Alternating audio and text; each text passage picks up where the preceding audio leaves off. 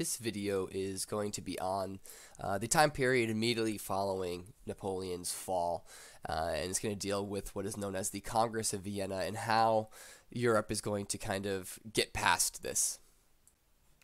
So after Napoleon's defeat and his exile out to St. Helena out in the Atlantic Ocean, the victorious countries in Europe are going to really need to now decide what to do about all of these things that Napoleon had kind of changed and started now in Europe. And the questions kind of really came down to, should they keep these reforms of Napoleon's, or should they kind of return back to the way things used to be?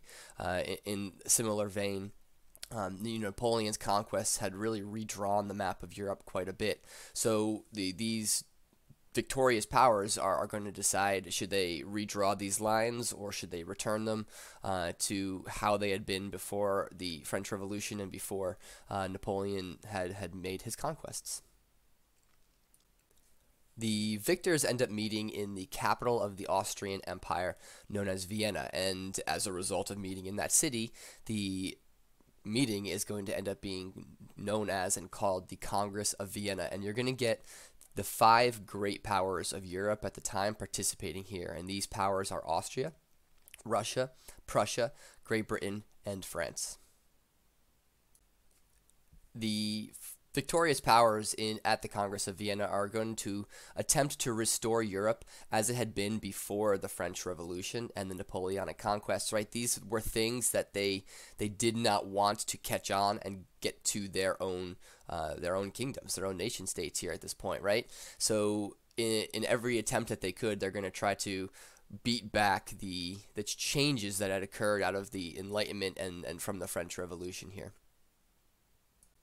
The decisions that come out of the Congress of Vienna are attempting to really limit France in particular because of how France had acted under Napoleon. So what they are looking to do is really surround France with other stronger countries to prevent any possible future French aggression, right? And they were hoping to restore this balance of power with all of these powers hopefully now going to be relatively the same strength, and that no one country could really be too much of a threat to another country. So they looked to redraw the political map of Europe, hoping to actually expand the powers' territory, right? All of these countries that had fought against Napoleon, they were looking to kind of give them more of this territory.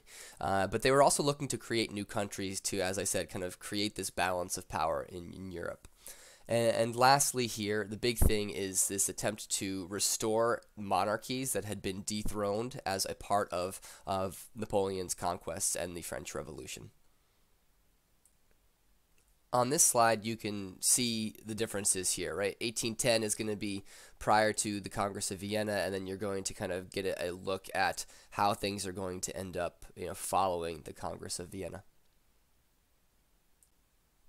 As a result of the Congress of Vienna, you're going to kind of begin to get new political philosophies emerging. One of these is going to be part of the conservative tradition here, right? Conservatism. And conservatism generally typically means that they're looking for little to no change. That's their desire, right? So in this case, conservatism is going to be largely members of the wealthy classes and the nobility. They're going to be in favor of monarchies because that's what they'd known, and that's what they had benefited from for a very long time here. In contrast to that, you're going to get liberalism, and usually liberalism in this case is going to be revolving around the middle classes and merchants, people that didn't have that noble upbringing that we were just talking about. And these people are really going to want elected parliaments, and they want some of the changes that had come out of the French Revolution and Napoleonic era to stick, right? But they do want to limit the vote to some extent, and they just generally have a desire for change and for society not to remain stagnant the way it had been for a long period of time. And you also get radicalism, and radicalism can come from anywhere, really. It can come from any people, any classes, and these people are largely in favor of most of the ideals of the French Revolution. They kind of wish that it had not necessarily stopped, and they favor radical change. In some cases, this extreme change that they're looking for, they're willing to get violent about it, right? And then that's going to make, cause a lot of issues in Europe moving forward.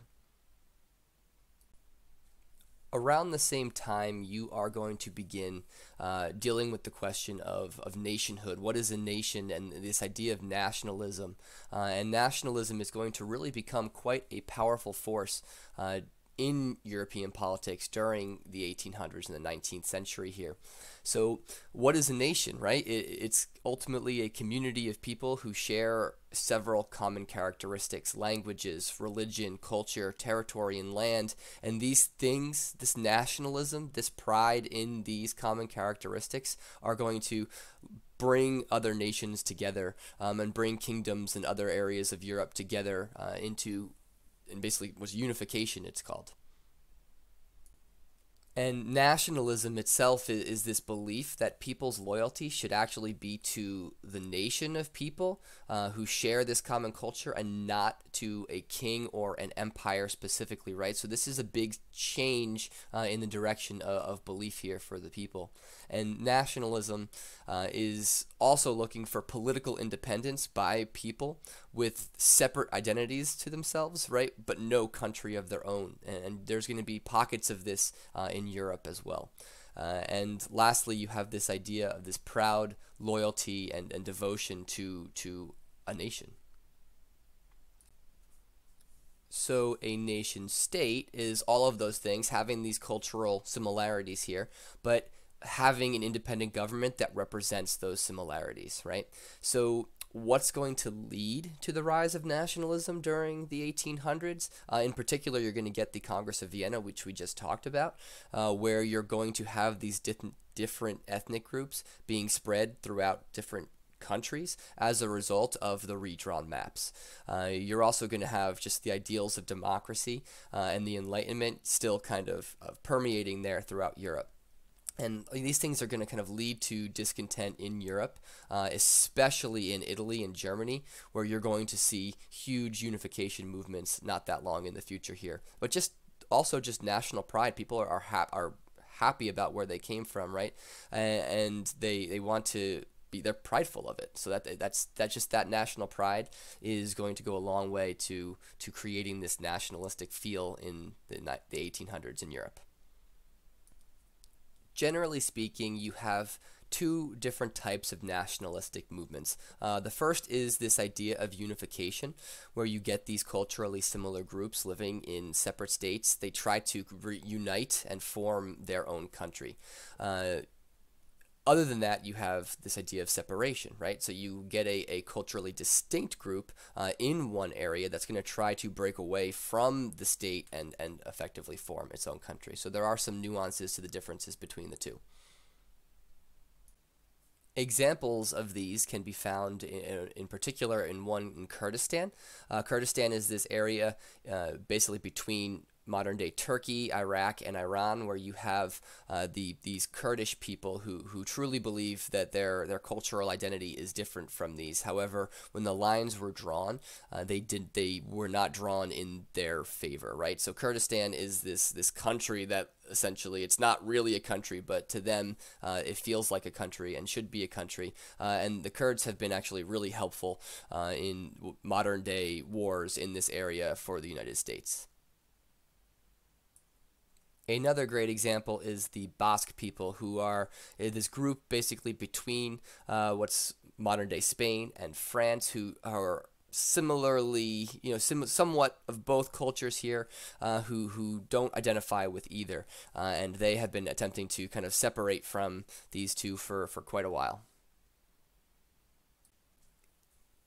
And altogether, demands for these political rights by some radicals and also some of these liberals from the time period are going to lead to revolutions, and you're going to get this series of conflicts and revolutions in several European countries in 1848 in particular, and many of them, really all of them, are going to be unsuccessful. However, it's going to really begin to increase this nationalistic tension between these countries in Europe.